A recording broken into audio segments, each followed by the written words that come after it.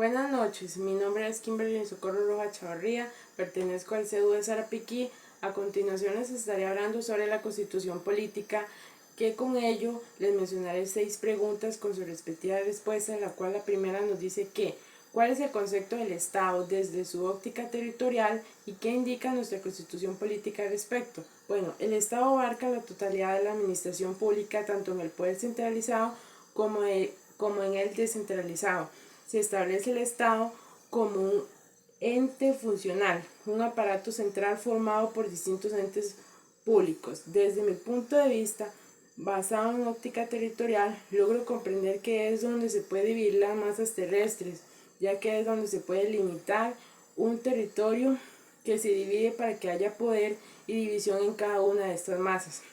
Basado en la Constitución Política, dice que desde una óptica territorial podríamos concebir la génesis de un Estado a partir de la división y fragmentación de las masas terrestres, las cuales son determinadas y diferenciadas entre sí por medio de la creación y utilización de las líneas fronterizas o franjas divisoras. La segunda pregunta es, ¿qué es la soberanía? La soberanía es la cual desde una concepción política se asocia al hecho de ejercer la autoridad sobre un territorio determinado.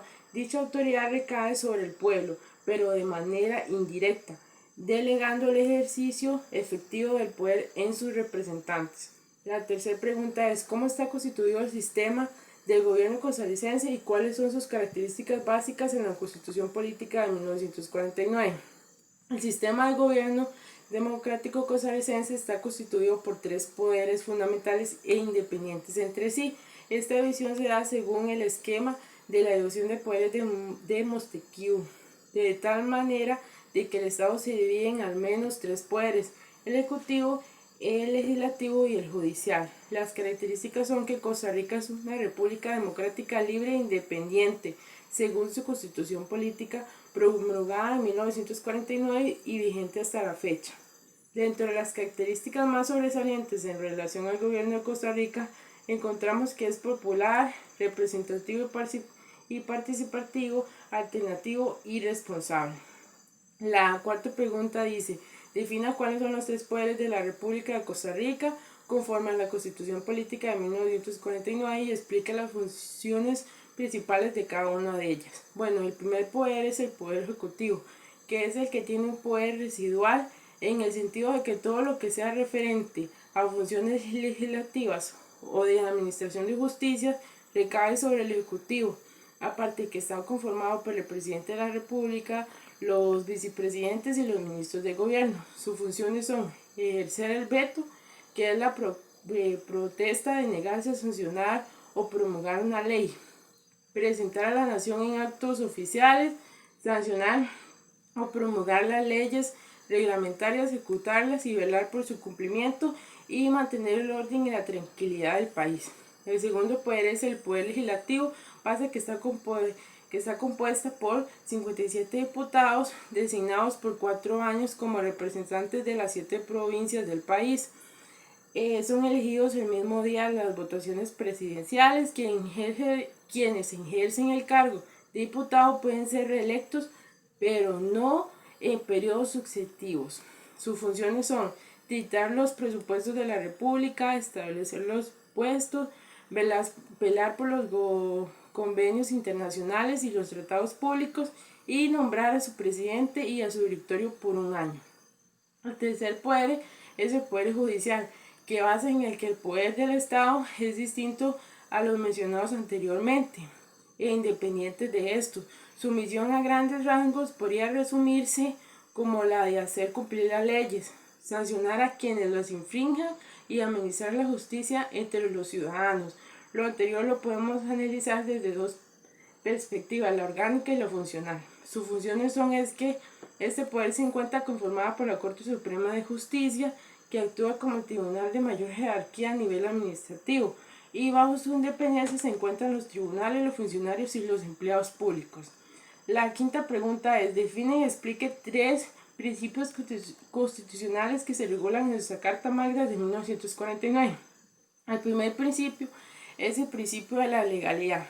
Con este principio se reconoce que la ley es la única fuente de derecho penal, es una consecuencia del Estado de Derecho tiene su origen histórico en la Revolución Francesa, incluye una serie de garantías para los ciudadanos en el derecho penal, siendo esta su función básica.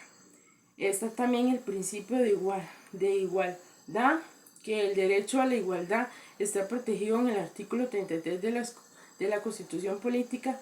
Se refiere a la prohibición de cualquier tipo de discriminación que atente contra la dignidad humana. Todas las personas deben de ser tratadas de igual manera por parte del Estado. Ello en respecto a los derechos fundamentales señalados en nuestra Constitución. Y el último principio es el principio de dignidad humana. Es precisamente en la Constitución Política en donde se plasma este y otros importantes principios, ya que el derecho y en particular el derecho constitucional está inspirado en el principio de dignidad humana, el cual constituye la columna vertebral del sistema democrático y social del Estado. El mismo que estudiamos se establece en el artículo 1 de nuestra Constitución. Y la última pregunta es, ¿cómo debe ser una constitución política del siglo XXI? Define y explique si considera que nuestra constitución política vigente reúne las características que debe tener una constitución política del siglo XXI. Bueno, la constitución política del siglo XXI, como se menciona en el video, se ha sabido que los estados constitucionales actuales son herederos de los que García Pelayo llamó el concepto racional normativo de constitución, un concepto cuyas bases se pusieron en ambos lados del Atlántico en los Estados Unidos de América y en Europa a finales del siglo XVIII. Y aunque evidentemente han habido muchísimos cambios, desde entonces han surgido nuevos y numerosos retos a los que dan respuesta. Se entiende que es una constitución del siglo XXI, tiene que seguir cumpliendo los fines propios del constitucionalismo. ¿Cuáles son? Garantizar un poder limitado democrático y sometido al derecho que garantice el bien común, en particular los derechos de los ciudadanos. Cambiarán las maneras de conseguir esto, pero no pueden cambiar el fin de una constitución. Ese es el horizonte que no debe olvidarse, por tanto, cuando se quiera dar una respuesta adecuada a problemas tan actuales. Basado en lo mencionado anteriormente, se logra comprender que nuestra constitución política del siglo XXI se reúne las características adecuadas, ya que buscan de alguna u otra manera garantizar para así poder tener un poder limitado democrático, que con ello también busca garantizar que los derechos de cada uno de los ciudadanos costarricenses sean cumplidos a como debe de ser. Muchas gracias y saludos cordiales.